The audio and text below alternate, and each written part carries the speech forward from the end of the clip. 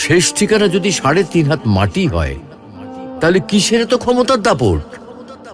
ভোর ৫টায় মৃত্যু, সকাল ৬টায় জানিয়ে দেওয়া হবে মাইকে, ৮টায় শেষ গোসল করানো হবে, ৯টায় তোমাকে নতুন কাপড়ে সাজানো হবে, জোহরের নামাজের পরে তোমার আলিশান বাড়ি থেকে বের করে নিয়ে যাওয়া হবে, ২টায় তোমার জানাজার নামাজ পড়ানো হবে, ২:৩০টায় তোমাকে কবরে নামিয়ে ফেলা হবে। মাটি দেওয়া শেষ হয়ে গেলে কেউ তোমার জন্য দোয়া করবে আর কেউ চলেও আসবে। এই তো জীবনের শেষ আয়োজন। তো কিসের তো অহংকার, কিসের তো ক্ষমতার দাপট? হ্যাঁ, ক্ষমতা কারোর জন্য চিরস্থায়ী নয়।